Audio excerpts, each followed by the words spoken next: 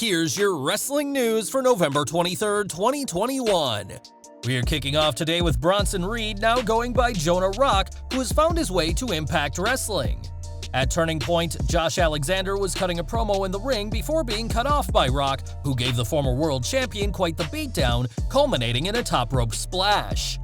Attacking one of Impact Wrestling's top stars is quite the way for Rock to make his debut for the company, as the Australian wrestler continues to make a name for themselves after being let go by WWE this past August.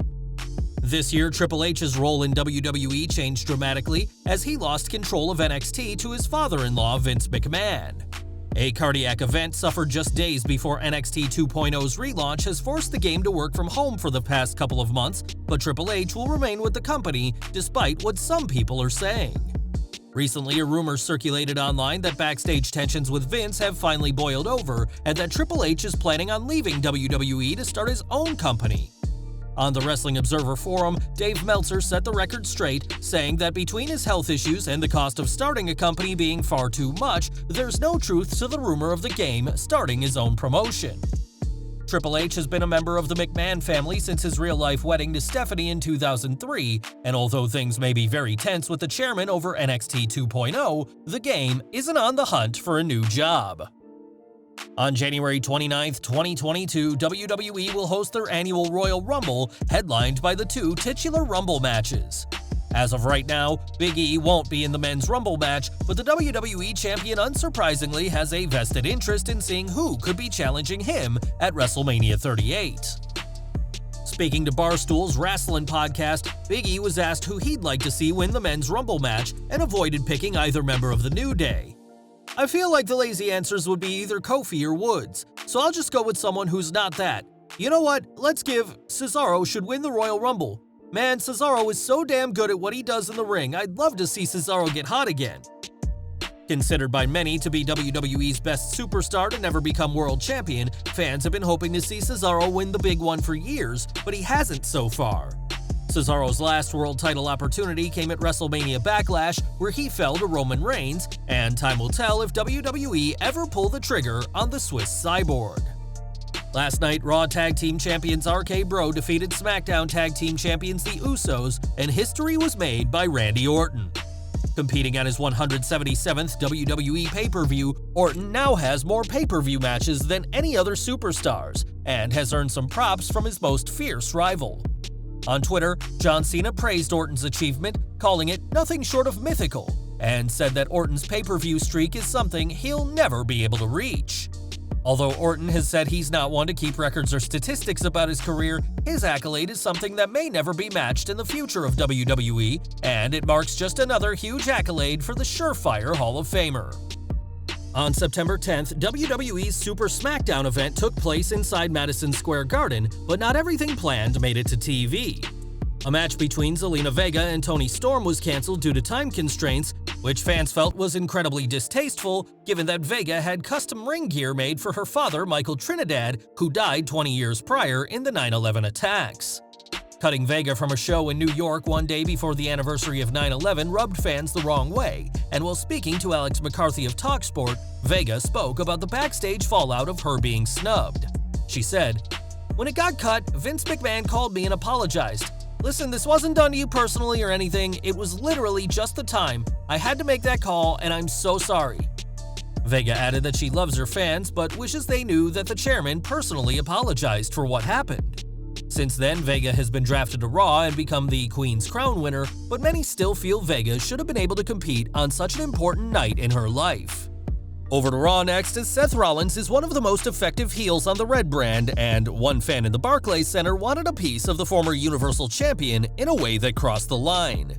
Making his way to the ring to brag about being the sole survivor in the men's elimination match, Rollins was grabbed by a fan who jumped the barricade, and Rollins' instincts kicked in. The innovator of Drip quickly grabbed the fan and put him in a front face lock until security could grab him, and the fan was dragged away and ejected from the building. That wasn't planned at all, as the fan tried to fight out of the face lock, but was no match physically to the former Universal Champion. In a statement after the show, WWE said it takes the safety of its performers very seriously and said that this fan was turned over to the NYPD, and WWE will be prosecuting them to the fullest extent of the law. In an update, an NYPD spokesperson told ESPN that a 24-year-old male had been taken into custody following the attempted attack on Rollins. Understandably taken aback by the fan, Rollins got up and yelled at him after he was restrained by security, but other than holding him down with a front facelock, the former world champion didn't lay a hand on his would-be attacker. Footage from backstage was also shared online, in which the attacker can be seen speaking to New York's finest. This is sadly not the first time Rollins has been confronted by a fan during his appearances on WWE TV, and we can only hope no fan tries to jump the barricade after seeing what the Monday Night Messiah is capable of this week. After Raw went off the air, the New York crowd were treated to a 7-on-7 lumberjack match, but one fan didn't stay for the star-studded collision. Alex McCarthy of TalkSport reports that a guy in blue was ejected from the crowd, and though he has no idea what was said, Montez Ford waved the guy off, while MVP and Sami Zayn were far angrier. On Twitter, Ford shared a picture of the fan's sign, which claimed that Montez is doo-doo, a term for excrement. We doubt that this sign is what caused the fan to be ejected, but something was said that clearly crossed a line for the superstars. Thankfully, last night's second fan ejection wasn't as severe as the one that took place during the actual show, but here's hoping that the company tightens its security to avoid anyone jumping the barricade again. This October, Kayla Harrison won the PFL Women's Lightweight Playoffs by submitting Taylor Guardado, and the 31-year-old has made quite a name for herself. Harrison has even made an appearance for AEW with Dan Lambert, but has said that that was a one-time thing, but it's one more appearance than WWE will be getting. According to her manager Ali Abdelaziz, WWE has shown interest in bringing her in, but Abdelaziz said that her client is interested in real fighting. Perhaps that could change, as Harrison's old judo partner is none other than former Raw Women's Champion Ronda Rousey, but for now, the two-time Olympic gold medalist is solely focused on her MMA career. Ahead of last night's Survivor Series Universal Champion Roman Reigns was on Jimmy Fallon and had plenty to say about his family. In one part of the interview, Reigns spoke about embarrassing his daughter, who hates playing Christmas music before Thanksgiving, and said that when he drops her off at school, he'll loudly play Mariah Carey's "All I Want for Christmas Is You." When a Twitter user suggested the Bloodline singing the Christmas tune on an upcoming episode of SmackDown, Carey responded, saying she'd love to see it. Even with December 25th just 33 days away, we doubt the Bloodline will be flexing their musical talents anytime soon, but it goes to show that even Mariah Carey acknowledges our tribal chief. More from Survivor Series as the show took place in Brooklyn, New York, which is traditionally a safe city for WWE, but there were some passionate fans last night there to support AEW. During the Survivor Series kickoff show, fans could be clearly heard within the Barclays Center chanting for AEW, and WWE didn't have the time to edit the chants from the live broadcast.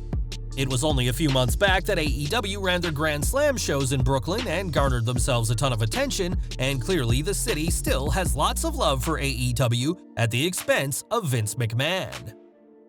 Now at Survivor Series, the SmackDown women's team imploded, with the captain Sasha Banks getting counted out during the match. The angle suffered a major botch though, as whilst squabbling with her SmackDown teammates, the boss could enter the ring, which should have broken the count on 2 occasions, but the referee chose not to notice Banks breaking the count. By the time Banks was eventually counted out, most of her body was back in the ring, but since the match called for her to be eliminated, the referee had no choice but to go ahead with this botched angle.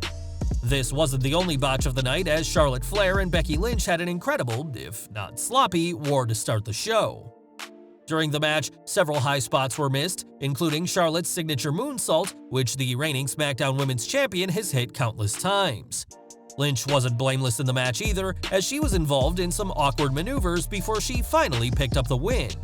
Even the referee was off throughout this match, as they seemed to be just a step or two slow, which was a real shame since this match was easily one of the highlights from Survivor Series 2021.